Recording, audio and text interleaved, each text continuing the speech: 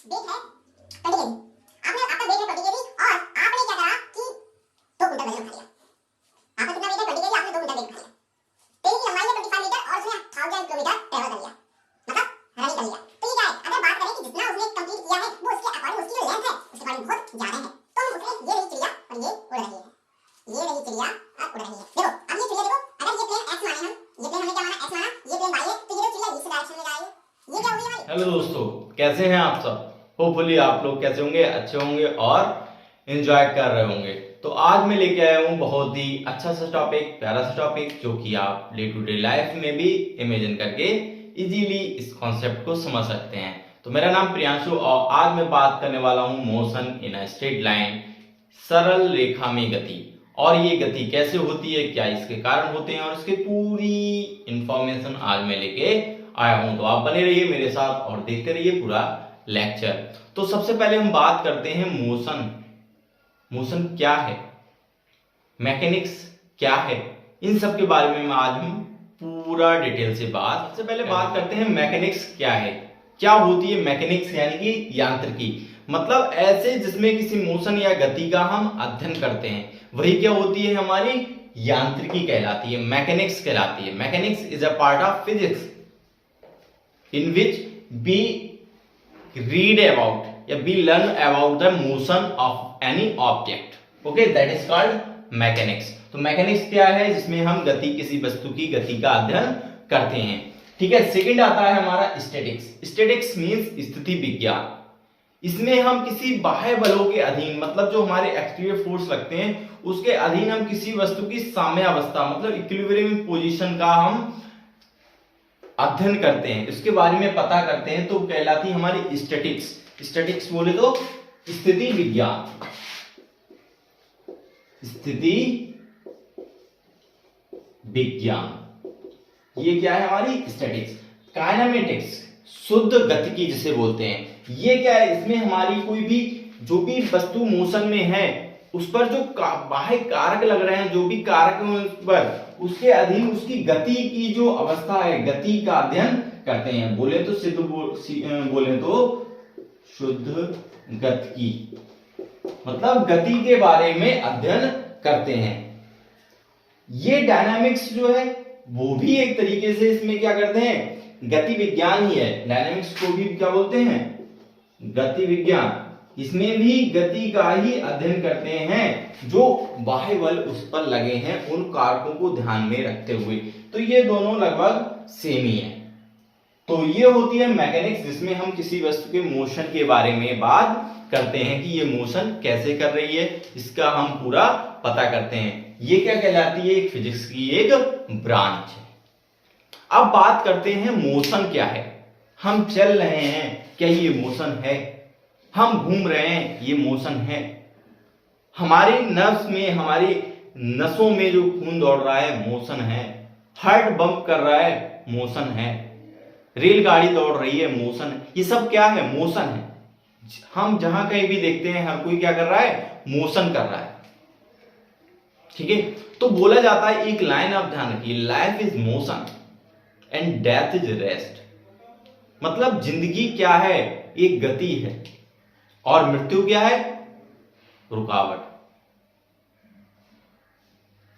ये सब क्या है, life is motion and death is rest. ये लाइन आप ध्यान रखना, life is motion and death is rest. मतलब हम लाइफ हैं, अगर हम जिंदा हैं तो क्या कर रहे हैं, मोशन में हैं। मर जाने के बाद ही आप क्या करेंगे, रेस्ट में होंगे। तो मोशन देख रहे हो कितना इंपॉर्टेंट है। तुम रेस्ट में तो नहीं हो ना, अभी नहीं होना, ठीक है, अभी पढ़ाई करना है। तो life is motion and death is rest. हमारी नसों में हमारे क्या कर रहा है, हार्ट जो है बम्प कर रहा है, धड़क रहा है, ये सब क्या है, मोशन है। तो आज हम बात करेंगे different types of motion. Motion को भी क्या किया गया है, क्लासिफाई किया गया है। उसके बारे में बहुत डिटेल से हम पता करने वाले हैं, ओके। तो सबसे पहले हम बात करते हैं मोशन के बारे में। मोशन क्या है, मोशन अगर बोले तो किसी वस्तु का किसी ऑब्जेक्ट का अगर वो समय के सापेक्ष अगर उसकी स्थिति में परिवर्तन हो रहा है, उसकी पोजीशन में चेंज आ रहा है, तो वो क्या है? मोशन में है। स्थिति मतलब हम किसी जगह पे खड़े हुए, किसके अकॉर्डिंग? अब अगर हम आपको ऐसे बोल दें कहीं आप खड़े हैं, तो आपको एक पॉइंट आउट करना पड़ेगा कि हम किसी स्कूल के पास में, हम अपने घर से बाईं ओर, हम अपने गेस्ट हाउस से दाईं ओर, आगे पीछे, हमें पॉइंट आउट करने की जरूरत है। इस पॉइंट आउट करने के लिए हम एक फ्रेम ऑफ रेफरेंस मानते हैं, जिसे क्या बोलते हैं? निर्देश तंत्र बोलते हैं। जैसा कि आपने मैथ में भी पढ़ा होगा, एक्स वाई बनाते हैं कोऑर्डिनेट ज्योमेट्री आप पढ़ते हैं, तो उसमें आप देखते हैं कि एक्स वाई प्लेन बनाते हैं। This is X Y minus X minus Y. तो ये क्या है? ये फ्रेम ऑफ रेफरेंस की तरह कार्य करता है। जैसे हम बोलते हैं कि ये पॉइंट है, तो हम बोलेंगे यहां से एक्स डायरेक्शन में 2 मीटर एंड वाई डायरेक्शन में 3 मीटर आप चलेंगे तो आप इस पॉइंट ए पर पहुंच जाएंगे। अगर बोल दिया जाए कि आपके एग्जाम है, तो आप यहां से ऐसे ना जाके आप क्या करेंगे? ये जाएंगे, ये जाएंगे, ये जाएंगे, फिर पहुंचेंगे आप। तब तक क्या हो जाएगा? गेट बंद हो जाएगा। फिर क्या होगा? डंडे पड़ेंगे, और क्या होगा? कॉपी छीन ली जाएगी, दी नहीं जाएगी। तो और वैसे कैसे जाते हैं? अगर बोल दिया जाए कि वहां क्या चल रहा है? पार्टी चल रही है, बैचलर पार्टी है, तो कैसे जाएंगे? सीधे जाएंगे, फिर नहीं जाएंगे ऐसे भी। तो ये सब क्या है? ये फ्रेम ऑफ रेफरेंस बोलते हैं, जिससे हम किसी वस्तु की लोकेशन पता कर सकें, किसी वस्तु की स्थिति बता दें। जो कोई भी आदमी आए, नया आदमी, वो भी उस चीज को पहचान सके। तो यही क्या है? फ्रेम ऑफ रेफरेंस है। तो ये हो गया आपका फ्रेम ऑफ रेफरेंस, ओके, जिससे हम किसी वस्तु की स्थिति बता दें। अब बात करते हैं मोशन के बारे में। तो सबसे पहले अब मोशन के बारे में बात करें, ये और थोड़ा सा समझ लेते हैं। फ्रेम ऑफ रेफरेंस मतलब निर्देश तंत्र दो प्रकार के होते हैं, inertial frame of reference and non inertial frame of reference. Inertial means जड़त्वीय निर्देश तंत्र, यहां पर लिखते हैं हम जड़त्वीय निर्देश तंत्र। ये हो गया आपका अजड़त्वीय निर्देश तंत्र। जड़त्वीय निर्देश तंत्र वो होती है जिसमें न्यूटन का जो लॉ होता है, लॉ ऑफ मोशन, वैलिड होता है। क्योंकि फर्स्ट लॉ ऑफ जो न्यूटन हम आपको बताएंगे, उसमें पहले नियम में जड़त्व के बारे में बात की गई है, जिसे जड़त्व का नियम, लॉ ऑफ इनर्शिया बोला गया है। बोला गया है कि अगर कोई वस्तु मोशन में है तो वो मोशन में ही रहेगी जब तक कि उस पर कोई एक्सटीरियर फोर्स अप्लाई ना किया जाए, कोई बाह्य बल आरोपित ना किया जाए, या कोई वस्तु विराम में है मतलब रेस्ट में है तो वो रेस्ट में ही रहेगी जब तक कि उस पर कोई एक्सटीरियर फोर्स ना लगाया जाए। ये लॉ ऑफ इनर्शिया है, that is the first law of motion. ठीक है, तो इनर्शियल फ्रेम ऑफ रेफरेंस कहता है, बोला जाता है कि जिसमें न्यूटन का जो लॉ है वो वैलिड हो। न्यूटन का लॉ कहता है F = ma। इसके अकॉर्डिंग अगर सपोज दैट कोई वस्तु रेस्ट में है तो ये है आपका एक्सीलरेशन, मतलब त्वरण। त्वरण क्या है? किसी वस्तु, कोई भी वस्तु चल रही है तो उसकी हर टाइम पर क्या हो, उसकी स्पीड में इंक्रीमेंट हो, बढ़ती रहे। जैसे अभी आप 2 किलोमीटर पर घंटे की रफ्तार से, अगले में 5 किलोमीटर, अगले सेकंड में 7 किलोमीटर, मतलब बढ़ ही रही है। तो ये क्या होता है? त्वरण होता है, एक्सीलरेशन होता है। तो अगर कोई वस्तु रेस्ट में है या फिर एक समान मोशन, यूनिफॉर्म मोशन कर रही है, तो उसका जो एक्सीलरेशन होगा वो क्या होगा? 0 होगा। ऐसी स्थिति में क्या कह देंगे? फोर्स भी क्या हो जाएगा? 0 हो जाएगा। अगर एक्सीलरेशन 0 नहीं है तो फोर्स भी क्या हो जाएगा? 0 नहीं है। तो ये क्या हो रहा है? न्यूटन का लॉ लग रहा है इसमें। तो ये क्या है? इसकी सहायता से, मतलब ऐसा बोल सकते हैं, जड़त्वीय निर्देश तंत्र में हम न्यूटन का जो लॉ है वो हम अप्लाई कर सकते हैं, इसकी मदद से हम फाइंड आउट कर सकते हैं। अब बात करें अगर non inertial frame of reference की, अजड़त्वीय निर्देश तंत्र, तो इसमें न्यूटन का जो लॉ है वो अप्लाई नहीं होता है, या नॉन जड़त्वीय निर्देशांक तो वह है जिसमें न्यूटन का गति विषयक नियम अप्लाई नहीं होता है, that is called the non inertial frame of reference. Suppose that आपने देखा होगा कोई भी मोड़ होती है जिसमें आप क्या करते हैं, कार ड्राइव कर रहे हैं। कार ड्राइव करते समय आप देखते हैं कि जैसे ही हमने कार क्या करी, एक डायरेक्शन में घुमाई, मोड़ी मोड़ पे, तो क्या होता है कि हम क्या करते हैं, बाहर की तरफ, सपोज इस तरफ हमने घुमाई है तो हम जिसमें आप बैठे हैं क्या करेंगे, बाहर की तरफ घूम जाते हैं, घूमते हैं, लगता है कि हमें कोई धक्का दे रहा है, बट ये एक स्यूडो फोर्स है, एक छद्म बल है, ऐसा वास्तविकता में नहीं है। बट इसको न्यूटन की लॉ से हम फाइंड आउट नहीं कर सकते इस स्यूडो फोर्स को। तो यहां क्या है, न्यूटन का लॉ नहीं लग रहा है, तो ये क्या है आपका non inertial frame of reference है। वहां पर जो इनर्शियल जो फ्रेम ऑफ रेफरेंस है वो नॉन इनर्शियल है, ठीक है। तो इनर्शियल फ्रेम ऑफ रेफरेंस में न्यूटन का लॉ लगेगा और नॉन इनर्शियल में न्यूटन का लॉ नहीं लगेगा। इनर्शियल से आप ऐसे याद कर सकते हैं, इनर्शियल मतलब इनर्शिया का जो लॉ है वो न्यूटन ने ही दिया है, तो फिर इसमें न्यूटन लॉ लगेगा, इसमें नहीं लगेगा। अब बात करते हैं कि पोजीशन ऑफ ऑब्जेक्ट। अगर बात करें पोजीशन की, position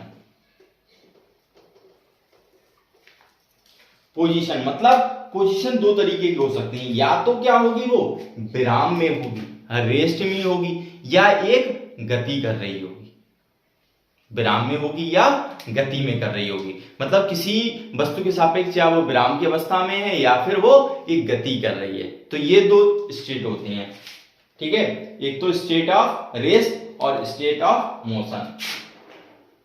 first is state of rest मतलब विरामावस्था, और सेकेंड इज स्टेट ऑफ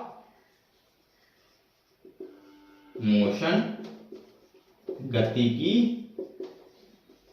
अवस्था, ठीक है। तो अगर कोई वस्तु रेस्ट में है, आप रेस्ट में हैं, तो ये क्या है, विराम की अवस्था है। और अगर आप मोशन कर रहे हैं, किसी समय के सापेक्ष आपकी स्थिति में परिवर्तन हो रहा है, तो ये क्या है, मोशन है। जैसा कि हमने अभी मोशन बताया था, मोशन क्या है, गति। कि अगर हमने आपको बोला कि एक सेकंड में आप यहां हैं, अगले सेकंड में वहां होंगे, अगले सेकंड में वहां, तो ये क्या है, एक मोशन है, गति है। मतलब आप में क्या हो रहा है, समय के सापेक्ष आपकी स्थिति में परिवर्तन हो रहा है, that is called the motion. Okay, तो मोशन की अगर स्टेट की बात करें तो स्टेट ऑफ रेस्ट और स्टेट ऑफ मोशन, मतलब विराम की अवस्था और गति की अवस्था, ठीक है। अब बात करते हैं जो टाइप्स ऑफ मोशन की, कि मोशन के टाइप्स क्या क्या होते हैं। अब बात करने वाले हैं टाइप्स ऑफ मोशन, मतलब गति के प्रकार। गति कितने प्रकार की, मेजरली अगर बात करें तो 3 प्रकार की होती है, ट्रांसलेटरी मोशन, रोटेटरी मोशन और ओसिलेटरी मोशन, ठीक है। अगर इसकी बात करें तो इसको बोलते हैं स्थानांतरीय गति, स्थानांतरीय गति। हिंदी मीडियम वाले स्थान में अंतर एक समय मतलब एक कांस्टेंट हो तो स्थानांतरीय गति बोलते हैं। ट्रांसलेटरी अगर मोशन की बात करें तो अगर कोई वस्तु जो कि बिंदुवत द्रव्य नहीं है, बिंदुवत द्रव्य बोले तो पॉइंट मास। पॉइंट मास क्या होता है, अगर बात करें, सबसे पहले बात करें point mass. Suppose point mass की बात करें, सपोज आपका वेट है 20 केजी, आपका वेट है 20 केजी और आपने क्या करा कि 2 कुंटल वजन उठा लिया। आपका कितना वेट है, 20 केजी, आपने 2 कुंटल वेट उठा लिया। ट्रेन की लंबाई है 25 मीटर और उसने 1000 किलोमीटर ट्रेवल कर लिया, मतलब रनिंग कर लिया। तो ये क्या है, अगर बात करें कि जितना उसने कंप्लीट किया है वो उसके अकॉर्डिंग, उसकी जो लेंथ है उसके अकॉर्डिंग बहुत ज्यादा है, तो हम उसे एक पॉइंट मास मान सकते हैं। जैसे आपने क्या करा, 2 कुंटल उठा लिया, तो 2 कुंटल उठाने के बाद अगर आपकी उससे कंपैरिजन की जाए तो आपका तो मात्र 20 केजी था, तो आपको हम क्या मान सकते हैं, एक पॉइंट मास।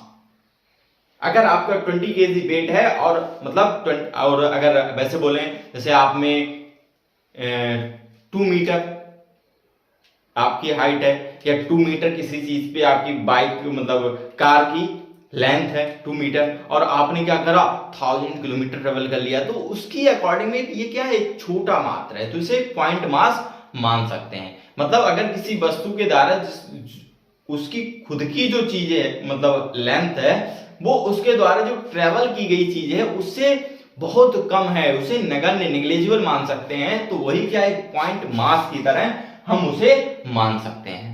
तो ये क्या होता है, पॉइंट मास होता है। तो ऐसी वस्तु जो कि बिंदुवत द्रव्य नहीं है, बिंदुवत द्रव्य नहीं है मतलब उसका जो मतलब जो उसने ट्रेवल किया है और उसकी एक्चुअल लेंथ है उसमें ज्यादा अंतर नहीं है, तो वो एक सरल रेखा में एक समान अंतर में उनके जो कण हैं वो गति करें, इस प्रकार से।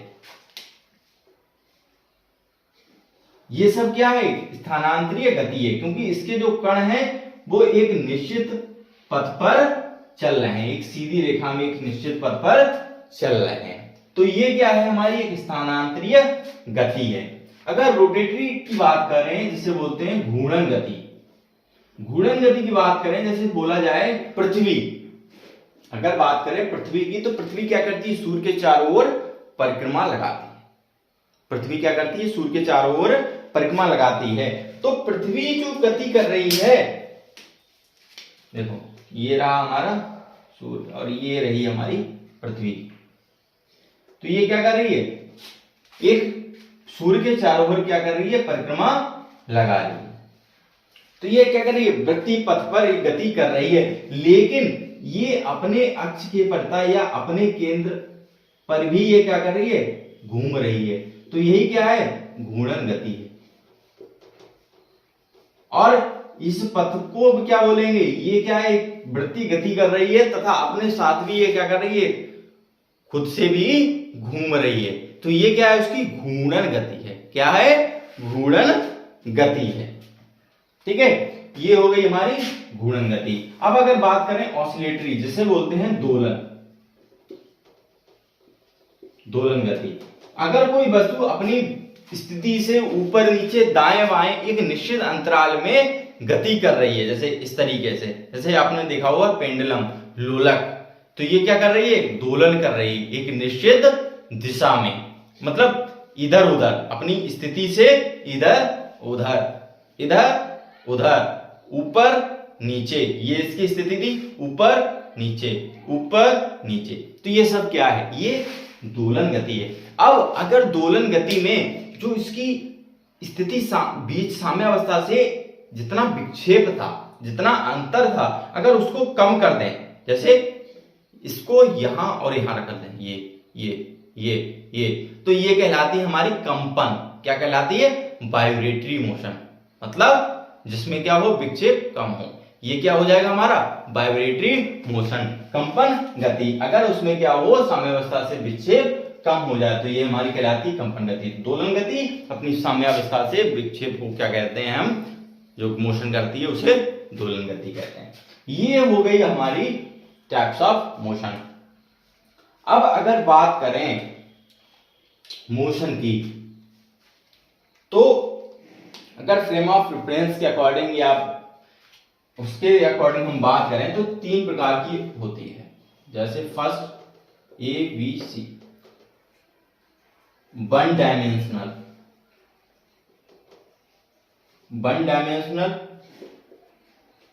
2 डायमेंशनल और 3 डायमेंशनल।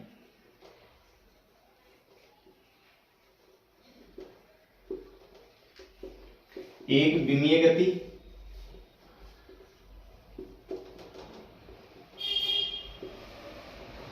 द्विविमीय गति,